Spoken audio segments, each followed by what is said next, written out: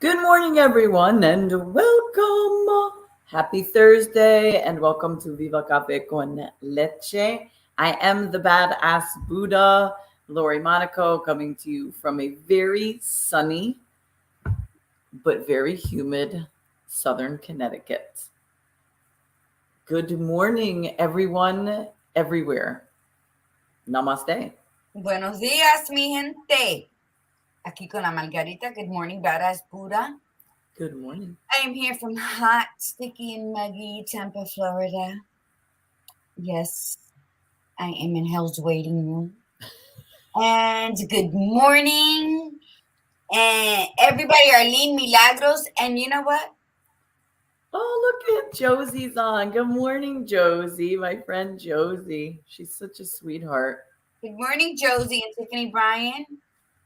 And I am a goddess in awe of herself today. Buenos días, mi gente. Let's have a phenomenal Thursday. Just today, you're only in awe of yourself today. You're in awe of Goddess yourself in every awe day. of herself every single day. Wanted to just say that everybody remind yourselves today. All right. This is going to be I'm very excited about this. Not to devalue anyone that ever comes on our show. We love all our guests. They're always fabulous. They always bring so much.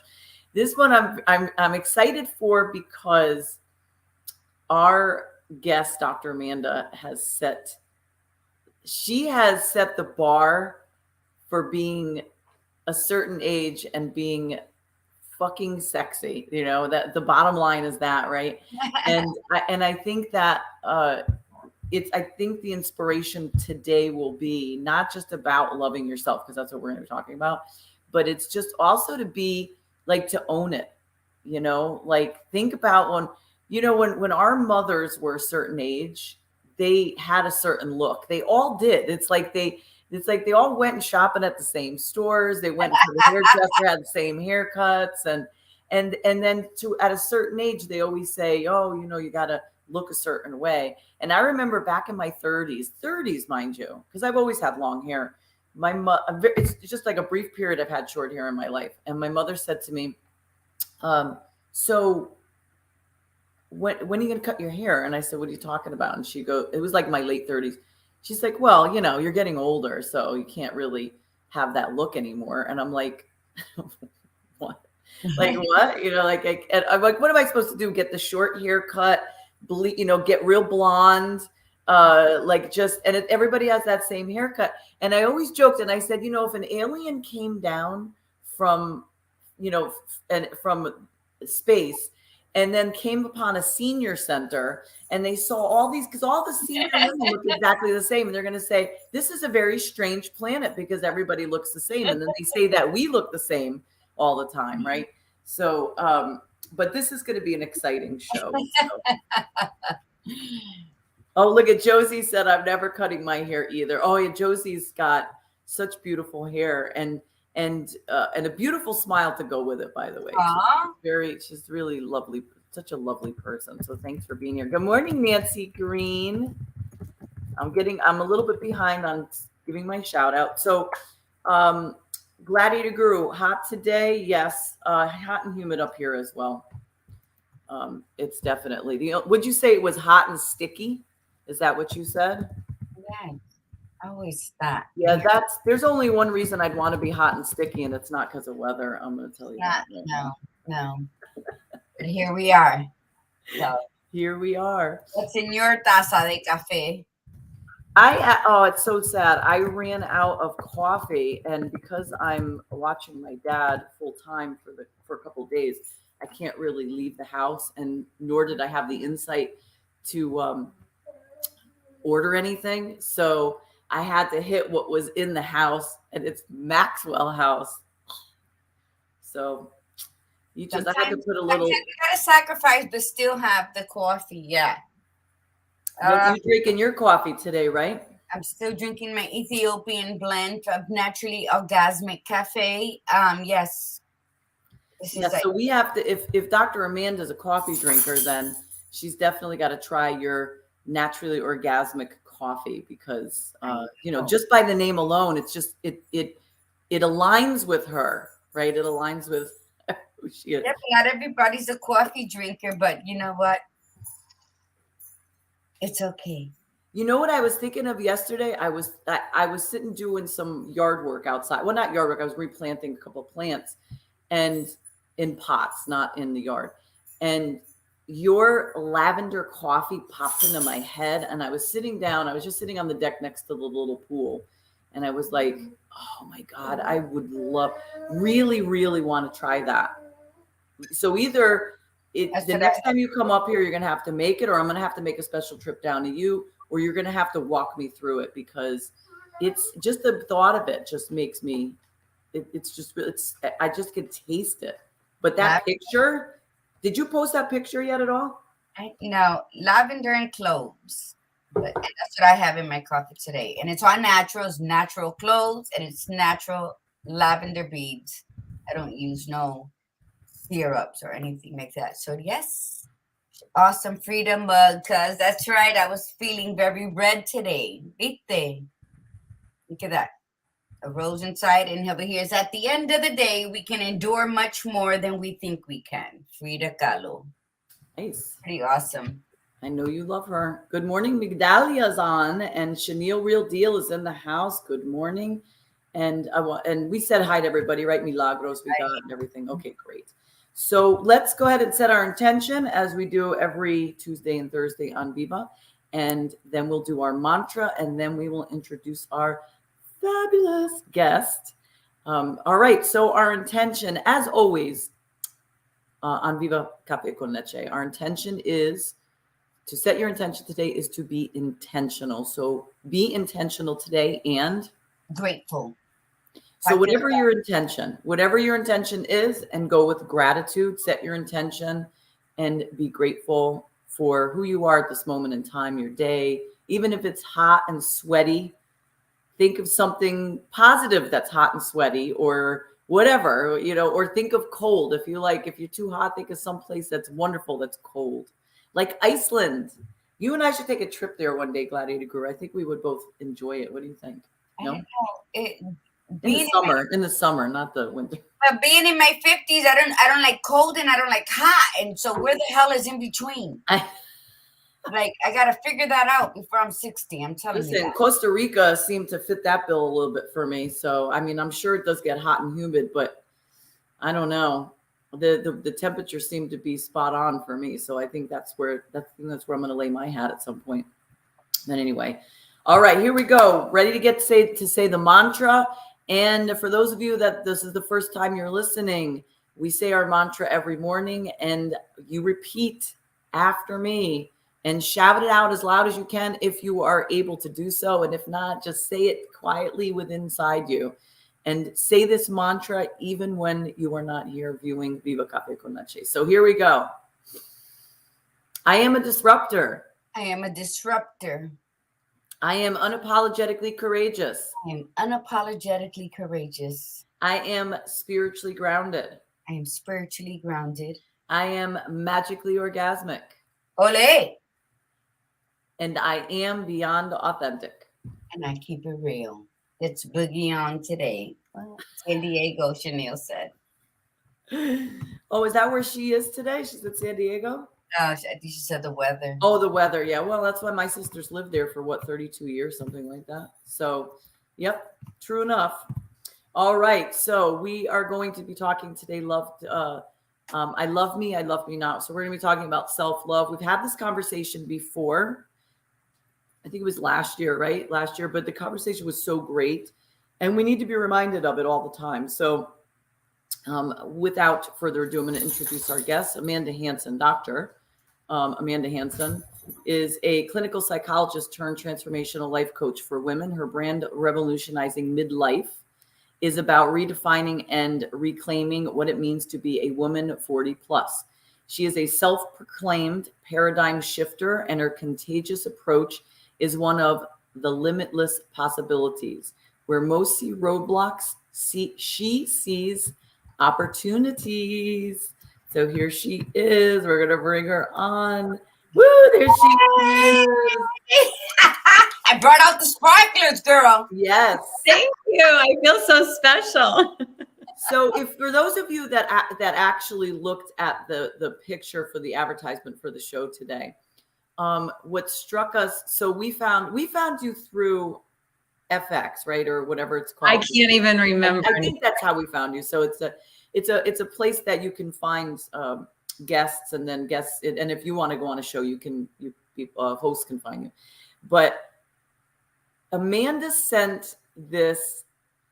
I mean, her pictures, they're so bold.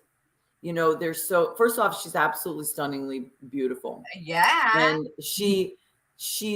but she just says, you know, fuck it. Like, I am not, right? Because you are, by all accounts, you have a doctorate, right? You are a doctor, right? Mm-hmm. And so I have a doctorate as well. And and especially as women, there's this stigma that you have to behave a certain way. And especially in your field, because you deal with mental health.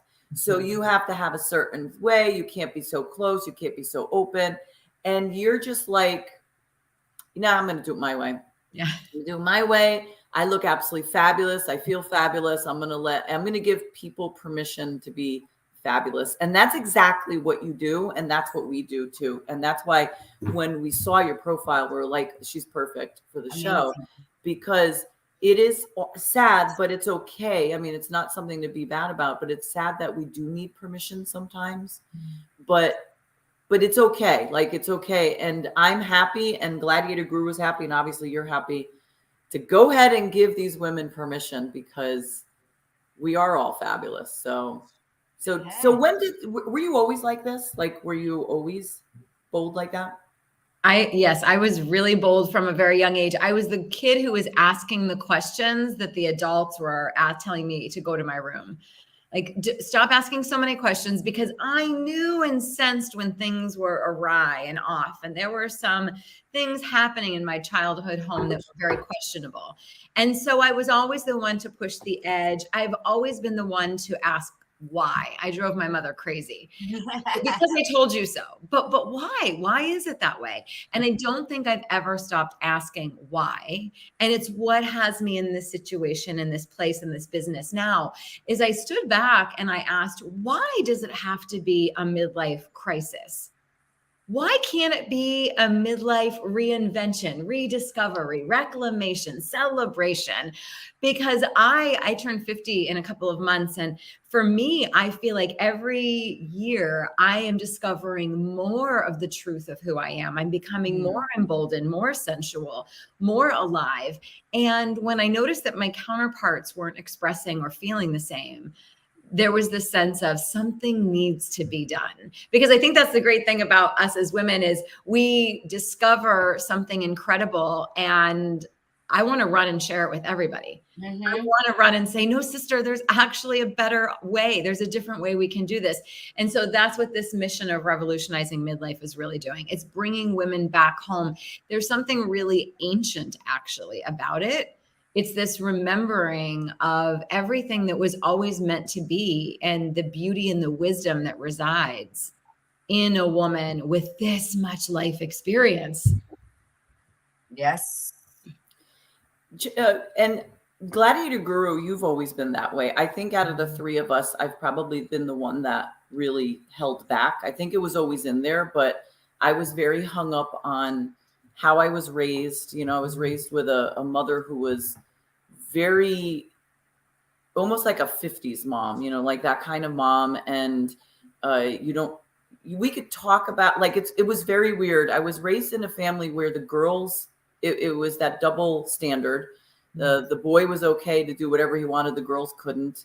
But yet we lived in a very comedic household. And my father and brother were very dirty with their humor. Mm-hmm. And I don't regret it. I mean, I loved in that household. I love the fact that I have the mindset that I do, as far as comedy goes. But there was this very mixed messaging kind of deal going on. And as a result, as I got older, I became very fearful of relationships, men. I was very afraid of putting myself out there, very uncomfortable with that. And then I become friends with this fabulous lady here, Gladiator Guru. And she was just like you, right off the cuff. She just was who she was. And when you told me the first time, Gladiator Guru, about your art series, you know, I at first was just sort of like, wow, I can't believe she's like calling it that. And then the more I got to know you and more you talked about it, it was like, wow, I think that's fantastic. So like mention that really quickly to Amanda and like go with that flow. Because of women and what you're saying with the midlife crises, and even prior to that, we're still, you know, I've always said I'm magically orgasmic. I had my first orgasm during my first sexual encounter. Wow. At 15. So that blew me out the way. So I knew right there I'm a goddess in awe of myself. Nobody can tell me nothing. But I have an art series. It's very popular. I've sold many pieces of it. And I named it what I name it to be a shock to people. Like, what the hell is that? Well, wake up. And it's really for the women of the world to wake up and start walking in their power. Like, they're the super fucking heroes of the world. And the series is called The Power of Pussy. Yep.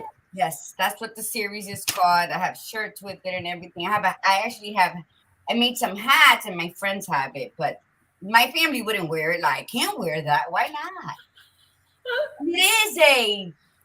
It is exactly what you said. And it's even to shape the woman that I'm speaking about it to, because wake up. We are the most important species in the universe. We are the breeders of life. And if you don't want to be a mom, then we are the most awesomest fucking aunties the world can ever deliver. And we need to walk in that truth, and we need to own it. And even though we grew up, you know, with all the cracks in our childhood and in our background, and maybe we weren't loved enough, or maybe we were loved too much, it fucking doesn't matter today. Be that powerful, superhuman being that we were born to be as women. We weren't born as women by accident. Carry on, Dr. Amanda. Well, we know that the clitoris is the only part of the body that is designed for pure pleasure. There's no other reason that we have a clitoris. And it has 8,000 nerve endings. Just for context, the penis has 4,000 nerve endings. So we were designed. And it's a little bit bigger. And I say little because sometimes it really is just a little bit bigger. So look at how concentrated ours is. So ours is really fabulous. That little man on the boat is amazing. I just had a show on Tuesday about the vagina. Go ahead.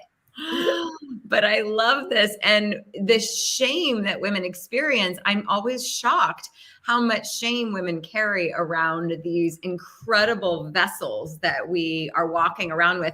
And I love what you said, Gladiator Guru. I'm actually completely miffed that we as women, there isn't like a national day where we're just being carried in the streets, like on silk beds or something.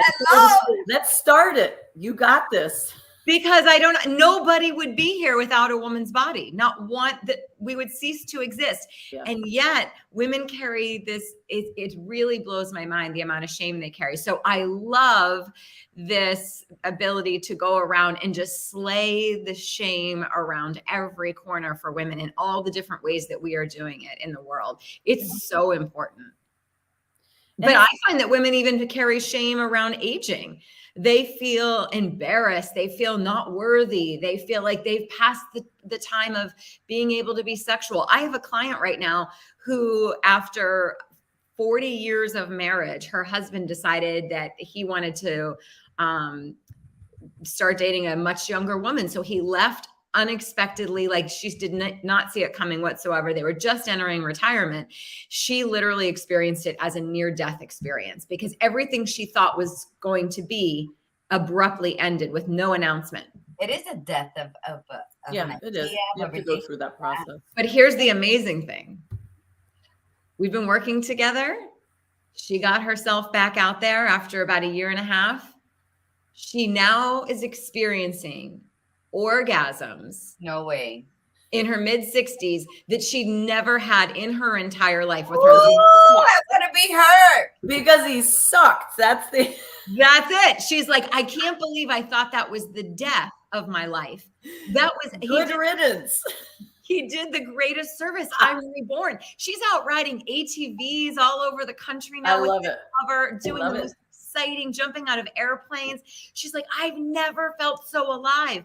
So I just want to also say to all women, there is no expiration date, sisters. There's no time that we reach that says, well, now I guess I just tie it up all in a nice bow and I just knit forever. Nothing against knitting. But I think like we have this idea that a woman reaches a certain age and she can't be sexual or sensual or orgasmic or with lovers and jumping out of planes, doing all these incredible things. It really is our own mindset around it. We get to create whatever we want. It is. And let me tell you, that man did not create those orgasms in her. That's her magical orgasmic being, because she's jumping out of planes and she's driving RVs and she's doing everything that she felt she shouldn't. Yes. And now she said, fuck this, fuck that, fuck everything. I'm going to live. When she made that decision, her body was in line. I'm writing an article, Amanda. It's like, feed your spirit, nurture your ego, love your body, and unfuck your brain. Because a lot of us stay stuck on stupid, because that's what it is. Yeah. Then when you get to the end of that stupid road and you flip it, then you're experiencing life like you've never. It's like for every beginning, there's an end for a new beginning. How long are some of us going to wait for that ending to come, for the new beginning to begin? Sometimes it's going to be too late.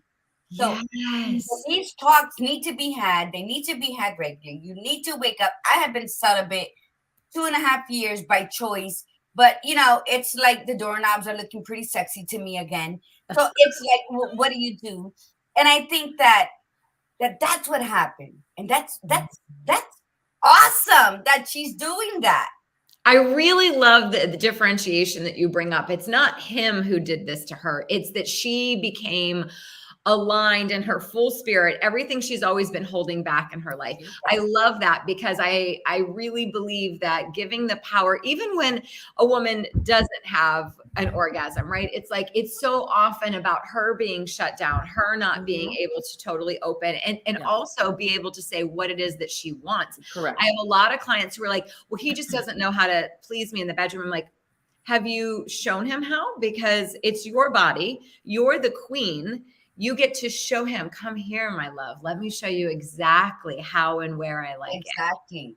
Right? So that takes a really empowered queen kind of a woman to not wither away and feel embarrassed or shame around her body. Or weak, or you can't be weak, because then they'll say something.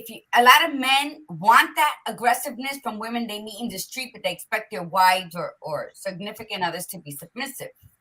And I have found that in talking with women. And the thing is that, so what? Let him call you. Let me tell you something. Let me tell you a story about me right here. My husband, may he rest in peace, passed away 5 years ago due to ALS, right? But prior to that, he was a stallion. One day he comes home and I'm feeling it. I'm in my 40s. He's just like, what? And so I'm like, and he's like, I'm tired. And so what do you do? He's saying he's tired. I was like, you're going to sleep with that next to me? And that's because I'm magically orgasmic. I don't lie about who I am. So guess what I did? I said, okay, fine. I took out when I got married, those joke things of the little red bullet. The vibrator. So I said, all right, I'll take care. And so right in front of him, I started. Guess what? He rose to the occasion. I bet he did. That is always the truth, though. That's I'm tired. That's well, no doubt. No. Oh my God, that's I'm so horny. funny. And that's not gonna happen. And so they say it takes us about 4 minutes to get. So I had to entice him to know what his place was at that moment, and it was please me.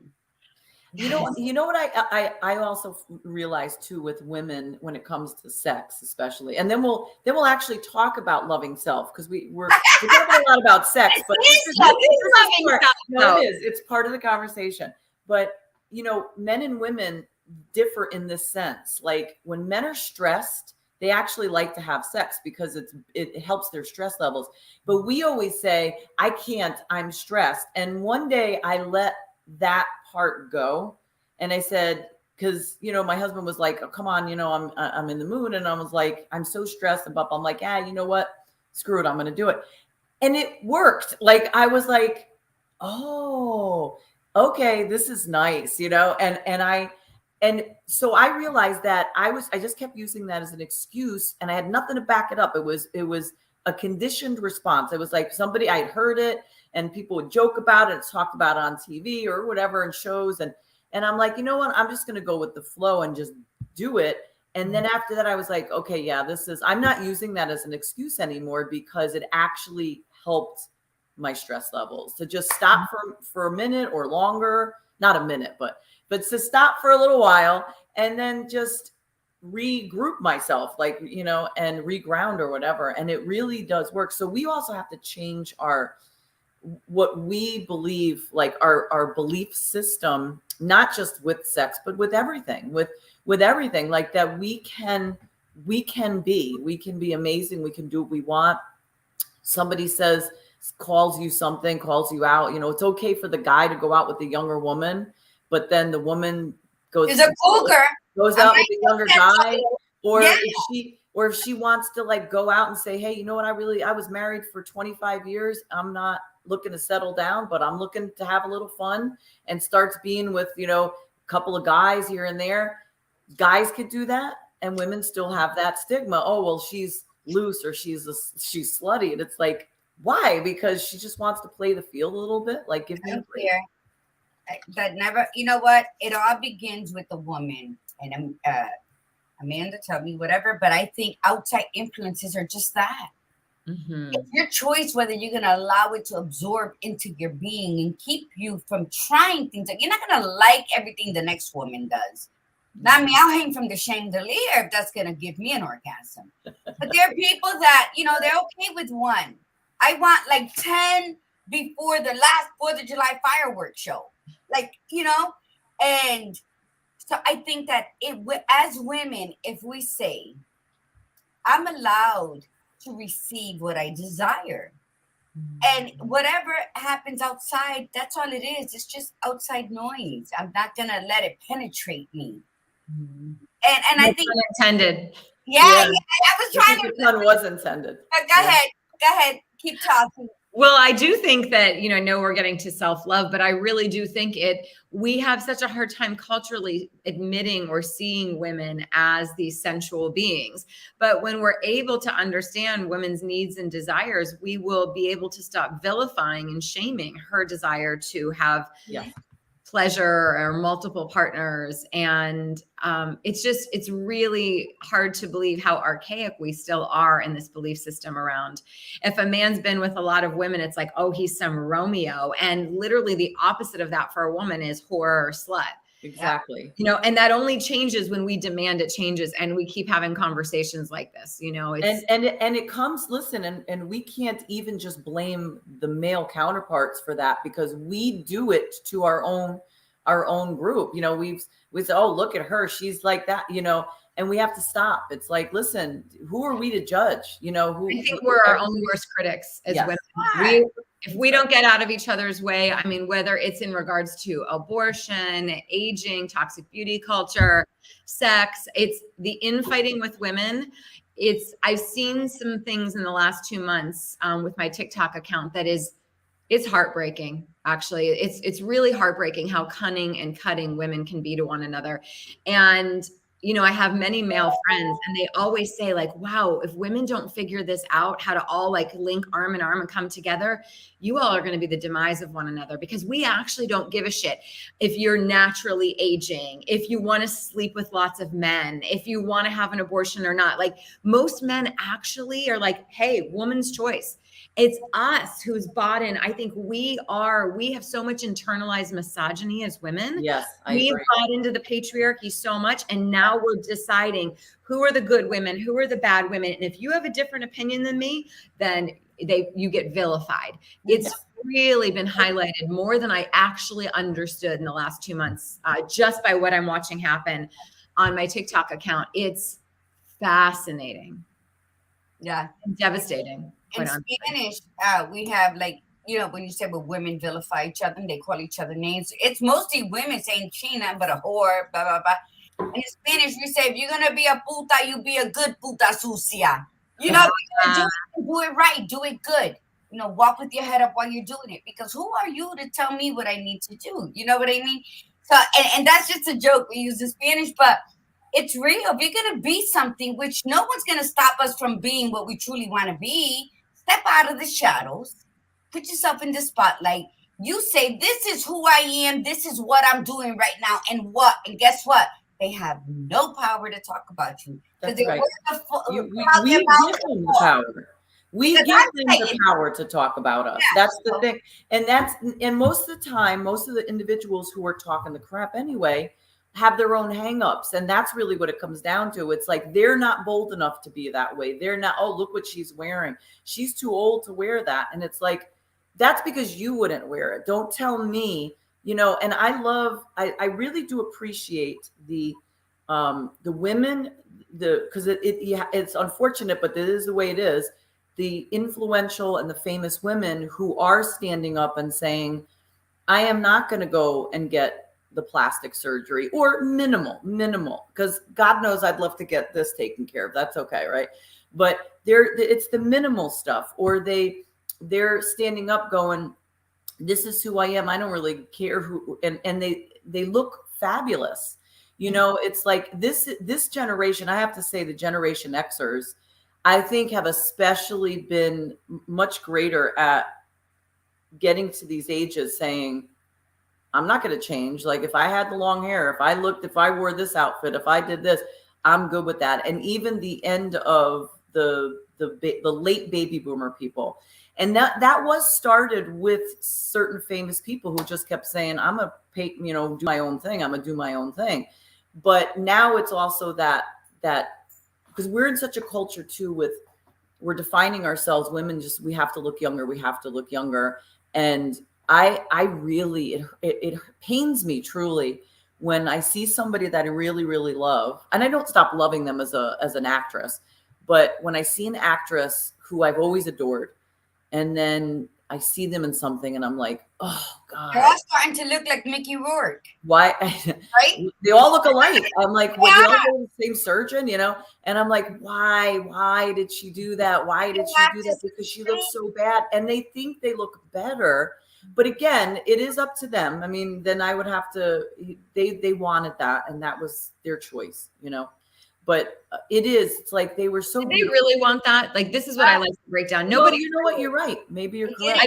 I think we get diluted. They're selling, you know, whether it's eyelash extensions, Botox, breast enhancement, fillers, lips, all of it. They're marketing it now as empowerment. Yeah. And we've somehow diluted young girls in their 20s now believe that this is feminism. That's how good the marketing's been. They've brainwashed these girls. They get them as customers at 20 years old. Yes. Do you even fathom having to spend every 3 months of the rest of your life going to get your injections and all your maintenance? And what really burns my ass is the fact that they're saying, you know, Merrill Lynch and Bank of America did a study like a year or two ago saying that at the rate we're going, if we continue, it will be 257 years before women will simply catch up in financial capacity to men. Catch up, not surpass. This is why, because we keep opening our damn pocketbooks to feed into this sick, toxic beauty culture that puts poison in us. And women are justifying it. I'm like, these are neurotoxins, and you're walking around acting like. And they really, truly don't know the long-term effects of them either. And I think about that all the time going, especially with the Botox thing. I'm like, I learned in microbiology in school that it's poison. But you know what? They're being brainwashed to repair their outer beauty, and they're falling for it. You know, I'm going to be 54. And I say, I don't know, I want to lift. But you know what I say? I never say I'm going to get surgery. I say I'm going to get that tape on Amazon that you put on one side and come on the other just for pictures. But then I'm saying, I've always had huge cheeks and they're falling a bit. And I'm like, you know what? They're my cheeks. That's it. But I know 20-year-olds who've had Botox. And I just the thought of putting poison, I don't even take a Tylenol when I have a headache. Same. So it's I couldn't fathom that. And I'm like, you know what? I still got my high cheekbones. Fuck it. Whoever don't like me and my cheeks or anything else, that's okay. Exactly. And I just feel like, oh my God, what's going to happen when the now 20-year-olds are in their 60s? I don't know. There's something so beautiful about meeting my humanity every morning in the mirror and really being aware of what's happening and seeing the changes. To me, it's a spiritual journey that I am not interested in bypassing or pretending. When I don't want to look 30. I've been there. I don't want to look 40. I've done that. Like, let the 30 and 40-year-olds look that age. I want to look like I'm entering my 50s. Yes. So let me ask you, since you've been with the people that you've been working with, the women you've been working with, do you find that the more that we do the inner work, the more that we just let go of that outside piece and just say, screw it, I'm just gonna put it on the back burner, I'm not gonna focus on that, I'm focus on me, that their outer changes as they become more in love with themselves and work on themselves, and even maybe eat healthier because they just feel different and they want to be different? Do you see the outer side change? 1,000,000%. It's a radiance that comes from within the soul that shines through the eyes and on the face. And no amount of additives or things you stick on yourself or inject in yourself can supply that same kind of love and beauty and radiance that shows up in a room, because it's an energy, right? When you're falling in love with yourself, which only really deeply happened profoundly for me 4 years ago, there was like a switch went on that could never be turned off again. Once almost like once you have your orgasm, your first orgasm, it's like you can't. I better not go without it again. Right. Like now you know how to source it and find it. It's the same thing. Once you know how to source that internal love from the soul, not everything else is such an imitation. It's such an insult. I find it so cheap to think that I would ever try to source my self-love from something external. Everything we need to feel radiant and gorgeous and magnetic and phenomenal is within us, but that doesn't sell. So we have to spend messaging and money on deluding women to believe their worth lives outside of them. And those are the women who will starve for their lives when they are constantly sourcing on crumbs from the outside, as opposed to the feast that is already within them. But we don't train women how to access that. That's what my work does. We don't train women how to feast from within, because we can't sell them anything. When a woman, after she works with me, she's so fucking emboldened, she sees everything as an insult. She's like, absolutely not. Absolutely not. I'm going to do some dancing, some naked dancing in the mirror, some strip teasing for myself. I'm going to draw myself a goddess bath. I'm going to get my shock rub and pleasure myself. Fuck, I don't need any of this other crap. That's right. Yeah. I hear you. And that's the beauty, is discovering who the hell you were born to be without worrying. The Badass Buddha and I were having a conversation yesterday. You know, people just want to follow people or associate with people who have a large following on their social medias, who are influencers, who other people have said, you got to listen to them. And I always go for whoever, the underdog. I like to listen to people who make sense to me. They don't got to be like me. They don't even got to like half the shit that I like, but they're real. Yes. Because trumps people with this facade that they're hip and they're cool and name dropping and all that. And I think if women just get in tune with that inner self, today I published my journal, my journal. It's called Understand Her. It's about understanding that woman inside that here comes a man and we silenced her provocativeness, her eroticismness. And then here comes the kid, so we push her down more because now the kids come first. And then that job, we push her down. And then the looks of people, if we go out there dressed like we like, they're gonna criticize. So we've been like that compressor, pushing her down. But then we wonder why nobody loves us, why our men ignore us, why our kids think we're embarrassing. Well, you don't even know who the hell you are. So let's dig up that. Let's understand her, because that's what we need, and that's what my journal it's about. Just a lot of questions all over the place. The way I am, you know how everybody needs to work in order. Well, I'm gonna do the who am I don't know. So let me figure. I'm all over the place because that fucks your brain. See, when you're so used to working in a pattern, then you're used to it. There's no excitement. There's no, okay, blowing out the smoke screens. So I'm all over the place. And when we learn to understand that divine goddess within, we won't give a shit who thinks what about us, who sees it. I'm always dressed in flowy clothes. Today I didn't. I wore a hat. But I either have diamonds all over my face. I have pearls all over my fingers. Why? Because that makes me feel good. Because that's that gypsy within. That's that spitfire. Since a young age, that's always been. Why? I don't like it. Why are you doing this? Well, you didn't love me. Talk about my mother. So it's like we have her. She's in there. She's fighting to come out. That's what's causing you confusion right now. Sit down and wonder, why am I feeling this way, bitch? Because you have to wake up. You're sleepwalking right now. That's right. The sleepwalking. It's like a bunch of zombies. Yes. When I ask women what they most desire, like when I first start working with them, they are completely paralyzed by that question. They're like, desire? Desire, what do you mean? Like they've never even thought about having space or allowance for desiring anything. It's like, how? I mean, I've got to take care of all these people. I don't even have time to, take a bath, let alone desire or dream for myself. And we use that as a badge of honor. I have heard this numerous times where they'll say, what do you do to practice self-care? And like, oh, I don't do self-care. I don't have time for self-care. And they're like bragging about it. And I was one of those people years ago, but now I'm like, you do realize that's not okay, like for you to not have self-care, right? But that's the way it is. It's like you're supposed, like Gladiator Guru loves to use this expression, Captain Save-A-Ho. Captain, and then we added on Captain Save-A-Bro. It's like you're always doing for everybody else and you put yourself last. And yes, we're like proud of that. And I was raised in a family that was like that. I was raised with Italian American, mother and grandmother who were, that is how you did it. It's everybody first and you last. You pick some crumbs off the floor, but you're grateful.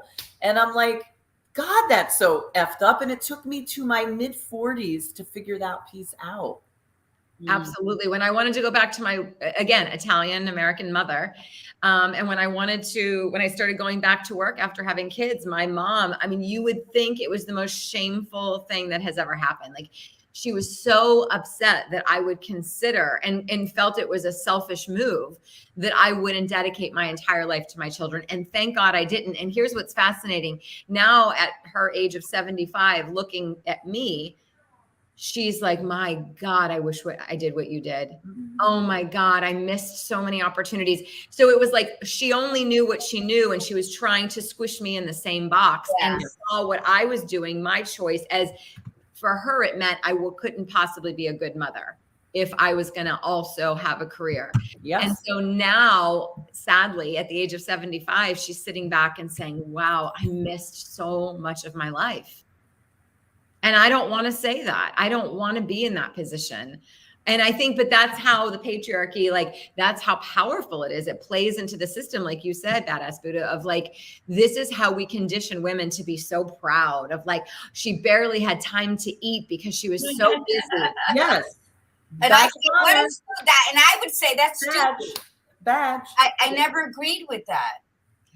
I've walked out of every relationship I've been in because I just wasn't happy anymore, or because they just weren't keeping their promises to change. I was called selfish, crazy, like moving my kids around. And I was not going to stay somewhere I didn't want to be anymore. And every relationship except my husband, who died on me, who I probably would have walked out on had he not died 5 years ago. You know what I mean? Because I just had this conversation with my daughter. I said, I would have found something because that's my nature. Yeah. Because I am a free-spirited woman. And once something happens that I don't linger, I've walked out of fully furnished apartments. I've left everything except my books and my clothes and my kids, unfortunately, because I would have left them too. So what happens, right? You, and I've never been ashamed of doing that. Maybe I've had those fleeting thoughts of what would have happened had I stayed with this one, you know, but that it's fleeting. And so my mom stayed miserable. And I was like, I can't do that. I love my mom, but I didn't like her.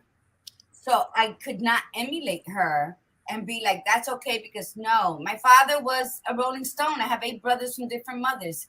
You know, we all get along, but I think you have to, I don't know where I got the insight, but the thing is, just even if you're doing it today, even if you're 53, start getting to know who the hell you are. Start loving that woman and start, you know, go ride that bull at the bar. Go have a couple drinks. Go put that mini skirt on that you still fits you from high school and be Madonna for the day. Who gives a shit? I go to Walmart with diamonds all over my face. My niece is like, my grandkids love it. I have a 19 and a 19-year-old granddaughter and a 15-year-old grandson. And they love to go out with me. They're like, well, like, you're so crazy. We love you. Because if I don't have diamonds here, you know, I'm tatted. So they love all that. And because that's just how I am. That's who they grew up with.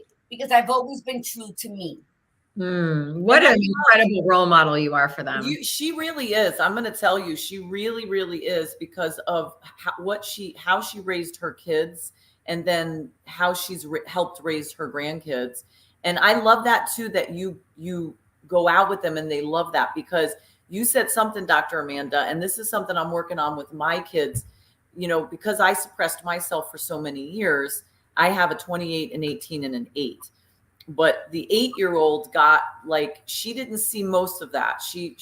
I hit my low place and then came out of it when she was about almost 3. So between the ages of 2 and 3. So the other day we were going out and she said, I was doing something. She's like, oh, Mom, don't do that. It's embarrassing. Yeah. And I said, let me tell you something. I said, if I want to do it, I'm going to do it. I said, and I don't care if you're embarrassed. That's on you. It's not on me. But beyond that, I don't ever want you to hold yourself back because somebody's saying that exact thing to you.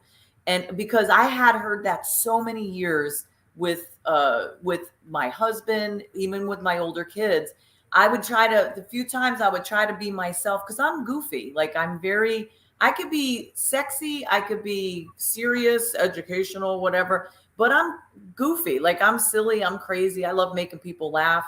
And I would do stuff and just try to be me. And I would always get, oh, don't do that, you're embarrassing me. Or that's like, and they give the face and then they pretend they don't want it. Or you look stupid doing that. And I was just, after a while, I was like, I didn't want to do it anymore. Now it's like, I almost get a little too defensive. I have to be careful because I'm like, don't tell me, like, seriously, like, don't tell me, and don't ever allow anybody else to tell you. Right. You'll miss so much of your life performing, and for what? Yes. Right. Yes. Performing for people that you don't even know, that don't pay your bills, that make no influence in your life. I always tell my kids, like, I'm not here for the likes. I'm here for a couple of legendary loves of my lifetime. Yes. Oh, I don't give a shit if strangers like me, if they look. Because I really believe that when we're out there being goofy or bold or doing whatever we're doing, saying the things, I secretly think we're inspiring people to let loose, to be more free. And those who are really triggered by it, they're usually just triggered by the freedom. Yes, I agree. Exactly. I wish you could be that free. Look what Milagro said. Milagro says, my kid said, my mother is sexy and a diva. I love that. And then Chanel says, yes, my kids are always trying to tell me not to do something or say something or be loud. Hello, who is the parent? Do not parent me, embrace me, or walk away for a minute so you can pull yourself together. Right. And it's true. We have to, like, my kids, I have to go back and redo, you know, like, I have to reseed because some weeds popped up over the years. And especially for the middle one, because she was with me longer with the person I used to be. So now it's time to recultivate. Like, you got to, you know, till up the garden again and reseed and say, okay, we need to correct and pull some weeds. And I don't doubt at some point, like, I can't wait for the moment when they say things like your grandkids said, like when people say to them, like their friends, oh my God, your mother's freaking awesome. Like your mother's fucking crazy. I love her. She's awesome. And they say, yeah, she is. And I do too. And that's rather than, hearing, oh, your mother's awesome. And they're like, yeah, no, my mother's not that good. Like they say that stuff. Do I want to hear that? Like, do I need to hear that? I don't, because I'm good with me inside. But it's more for them, because I don't want them to hold back on who they are. I don't want people to say to them, oh, you need to be quiet. I don't need to hear you. And I've seen that happen with my youngest one and one of my siblings, who was like telling her like not to be who she was. And I got really pissed off about that, because she is a free spirit, and she's like a female Huckleberry Finn. Like she's outside. She's into every animal and, critter, and she wants to show you. And then don't you dare suppress her, because that's not who I want. I want that kid to be like 20-something-year-old and holding up like an alligator, like sort of like Bindi. Crocodile. Yeah, Bindi Dundee. There we go. Or not Dundee. I'm mixing the two things. Bindi Irwin. But holding it up, and I want that. I don't ever want her to be embarrassed. I don't ever want somebody to tell her, oh, you shouldn't do that, because we get shit on so much by other people, and then we shit on ourselves. No more shitting. No more. So what would you tell a woman about love you not? What would be your take, Dr. Amanda? Right now, after everything we said, just you know what? Say it.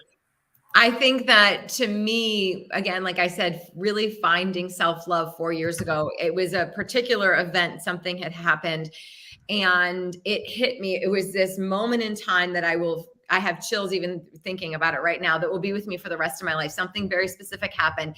And it was as if the heavens parted and all of the energy in the world came down, and I actually felt permeated with the feeling of self-love. I couldn't stop crying. It went on for a couple of hours.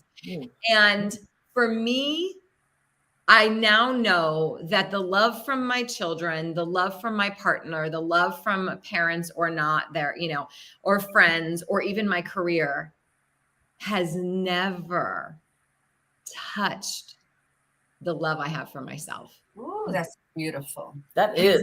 Never come close. And so what I've learned in that is to stop searching from the outside in. Yes. Every ounce of beauty and love and self-acceptance and compassion that I've ever needed was within me. The parts that I love the most about myself, all I have to do is self-approve of them.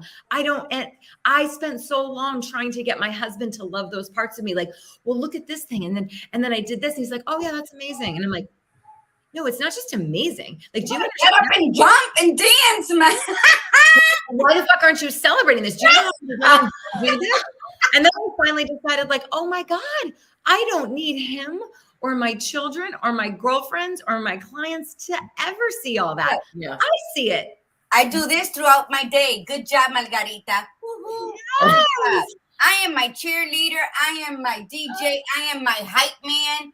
I own the motherfucking stage everywhere I step onto. I have sold out concerts while I'm driving down the highway. Everybody looks at me. Me too. Oh, you don't know. When I sit and sing, I am like Mariah Carey. Whoever's the best singer out there, that is me at that moment in time. This is what I do. I'm all by myself, but I'm a sold out concert. But Absolutely. This is why I did that when you came on, because you were celebrating that. And you know what? I just say something? It doesn't matter if you wake up to that goddess within you today. Just do it. Yes. You know what? I've always had her. I've always been like, my motto that I've been saying forever is I have two. I am not for everybody, but I am always for me. And the second one is, I'm not everybody's cup of tea, but I drink coffee, so fuck them. That's it. I launched my coffee company. It's called Naturally Orgasmic Cafe Company, a revolution of awareness. And you know what? I've had people say, how you're going to put that out there? What if people don't buy it? Then fuck it. They're going to miss a good cup of coffee. Absolutely. I've never cared about other people's opinion. You know why? Because I have been my worst enemy all my life. So there's like, that little whisper you hear somewhere. It's never except my mom. You know what I mean? Just a person's like that. But I love what you said. Carry on. I'm sorry. We keep interrupting you, Dr. Amanda, but it's like we all have like.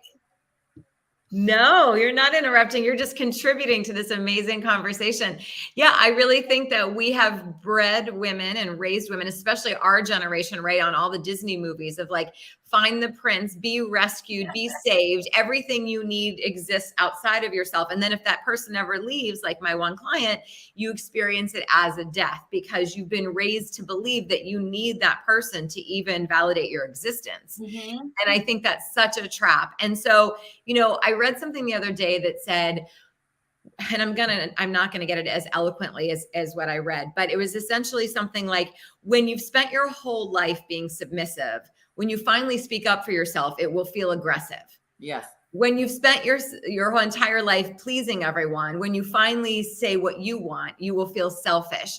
And then it went on to say, but your standards of operating are not the best gauge of how to proceed in the world. Because I have so many women, when I'm working with them on teaching them how to brag and how to self-love and self-pleasure and claim so much of their lives, they're like, this feels like I'm so full of myself. Yes. And it's like, can you imagine we've actually deluded women to not love themselves or not be able to say something in a brag about themselves. And so I start my mornings, I ground into self-love every single morning before I turn on my phone, before I do anything. And depending on what's going on in my life, it might be somewhat different, but essentially the version of it is I get in front of the mirror and I ground myself with a few deep breaths, presenced, eye contact.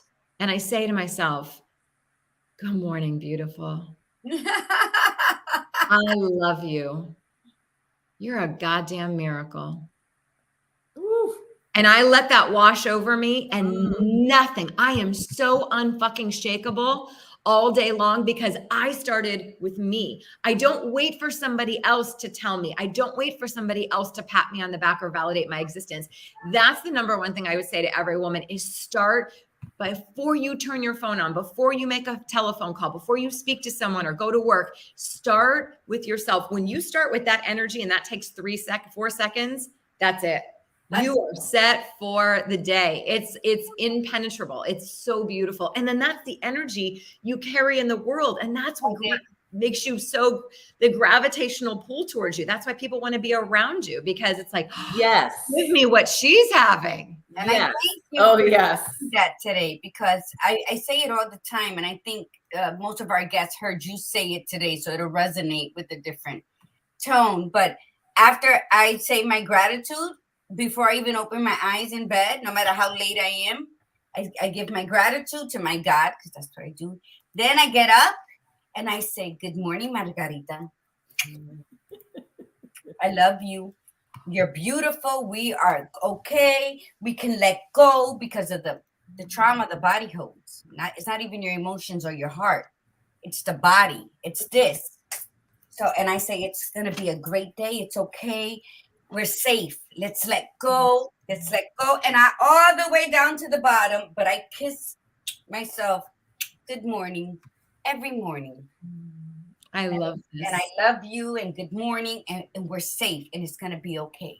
I'm a molestation and rape survivor. Although that happened a long time ago, my body is still holding on. And then my husband, caregiver to my husband and my mom, 4 years apart, they died in the same bedroom that I sleep in. So my body's holding on to all of that. But it's the best sleep I get in that room. It's like nothing. It's not scary. So I implore women, and the Badass Buddha and I talk about this all the time. Love the body you are in. Yes. Let me tell you something. I had a lover who was a gym buff, right? Ooh. And they just love the little soft and fluffy women. I'm like, what do you find? You're always in the gym. They love, like, people think that only those workout. And so we body shame. We bully ourselves. I was abused at a young age. And then most of my adult years, I bullied myself. So the world beats itself up enough as it is. Why should we participate? Yes. We need to say, fuck this, fuck that. Fuck everything. I'm gonna wage everything on me. You know what I've learned is that, especially with men, they really don't have a preference what size you are. It's how you represent yourself. Yes. So if you're walking around confident, it doesn't matter if you're thin. I mean, some men don't want heavier and some don't want real skinny, but in the middle somewhere, they don't have a specific preference because they just see you for what you're putting out there. And if you're putting out that energy, that's what they're terribly attracted to. And they will, in their eyes, will see what they want to see, and it's fabulous. And you have to, the key is that you have to walk with that and never let that be changed, because there is that manipulative factor that sometimes toxic people do. And don't let it change. You have to be aware of it and say, yeah, I'm sorry, I'm not going to listen to that BS. I'm out. But you have to own it today. And that's what the Gladiator Guru was saying. And Dr. Amanda for sure is, it doesn't matter what your age is. If you feel like you're looking at your life going, it wasn't enough. Like I did stuff, but I could do more. Maybe you loved your life and you still say, no, but I want more. I'm not slowing down. Then do it. Start today. It doesn't matter what your age is. It's just a matter of your mindset. Look at Amanda. You're beautiful. Like I was letting something in, but my hairdresser went a little crazy and covered the gray that I have been growing out since last year. But you look beautiful. I love it. Eyes are wide and they're like, it's like they're windows. Like when you go window shopping on Fifth Avenue in Christmas, and you're genuine, So we thank you. Everything you said, I had something to say because we're on the same wavelength. Because I agree with you. I believe in everything you said, because it is either what I'm speaking on or what I've done to my life. I live alone. I go, like I said, I love me. I am the most important person in my life. I am the most treasured investment that I could have done anywhere. Before my granddaughter does my nails. I would just, outward thing, whatever I buy at the thrift store, because I'm a thrift shop queen, I make that bitch look good. A name brand don't make me look good. And we got to invest in our healing, in our inner glow, before we go out and spend all this money on a Louis Vuitton. You don't give a fuck who you are. Wake up. Yep. Absolutely. That is who needs your attention. Not Louis Vuitton or Gucci or whatever's out there nowadays. Stop. Don't get them eyelashes no more. Fall in love with your lashes. Preach. That's what we need to do. And it needs to be said. And we need to stop this propaganda, like you said, of these telling women they need this, they need that. No, what you need is to understand the woman within. She's been crying out. That's probably why your face is puffy and your eyes look dark, because she's trying to get your attention, and all you keep doing is throwing plaster on yourself. Break out of it. And listen, we've posted Dr. Amanda's info in the comments with live links. So whether you're on her site. Her site is fantastic. I want to join the Queen's Reign too. I'm going to tell you that. But please, connect with her on Facebook, listen to her podcast, Instagram, connect with her, go onto her website, see what she has to offer. They're all live links, whether you're on the Facebook or YouTube channel, you can just click right on, or you could just type this in right here, amandahanson.com, because we need to all stick together. The more we connect with powerful women who are just willing to say, come walk beside me, not I'm going to fight with you. And I know we're over time, but I wanted to mention one quick thing, and I don't want to make a big conversation on it because I know you probably have to go, but because we could talk to you all for hours, but you said something key about with that Disney stuff and how it played into the man rescuing us. And you know what the other thing that played into it was the women. There was always a woman that was sabotaging the other woman. And that was part of it too. And that's often not talked about. It's always talked about the man rescuing the woman. But every single one was a woman sabotaging it wasn't your the other woman. Yep. You're right. Yeah. Yes. So we are the most shystiest human being. We're the most powerful, and the most weakest. Mm. Because we are the most powerful. We can do anything and everything. I mean, come on, we give birth. That's a power in itself. But then we are the most insecure is that we attack another woman instead of. And I really feel like you cannot say something bad about another woman without harming yourself. Yeah. Every time you That's a good kill point. another woman, That is a walking twat like I am. Why am I gonna tear her down? And Yes. like I said, I'm not even in competition with the woman I was yesterday because she opened the door for me to be who the fuck I am today. So the word competition should not be in our vocabulary because we're not in competition. I'm not in competition with any of you, so we do the same work in coaching. But I sure as hell am not in competition with the Margarita from yesterday because she did everything to unlock my door to be here today. So if I love anything, that. you know, I have to say, good job. Let's do better for tomorrow. yes. This is where we're at today. Let's do better. Oh, this was fabulous. Dr. Amanda, we would Need be you back honored to have you come back on. I mean, we So just, much fun. and please, everybody, please go connect with her because she's fabulous. And we can't hear it enough. You have to hear it from every direction. Constantly being reminded and maybe at some point we will all just get all of these fabulous people together and have like one big fabulous party. You know, obviously I love that word a lot, but seriously, like just get together and have this incredible empowerment where we just one speaker after another to just say, this is it. We got this. Because I think, could you imagine the energy in that room? I can feel it because I love what you said is that we need to keep reminding each other because we are actually trying to undo 2,000 years of oppression on women. Yes. So to hear it one time or two times is not going to cut it. Nope. That's why I tell myself every day, and I surround myself with women like you because I need that energy, that reminder every day. Every day, because life beats us up on its own. And we just gotta, you know, it's like we got to just keep going. And it might be exhausting, but it's so rewarding. Yes. So rewarding. There's Yeah. enough. Battle beautifully, ladies. Learning how to battle beautifully is just amazing. And I'm gonna read that on our next show. That's something I wrote, how to battle beautifully. But I love it. I use it all the time. Yeah. Okay. And thank you, Dr. Amanda, for coming on. We just absolutely everybody loved you. I mean, everybody, who wouldn't?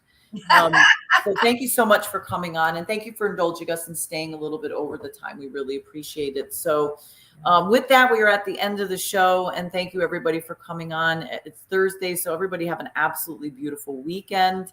And from the Badass Buddha, remember, be you, be real, and be extraordinary. And from the Gladiator Guru, mi gente, remember, breathe in the beauty and breathe out the bullshit. Namaste. Namaste.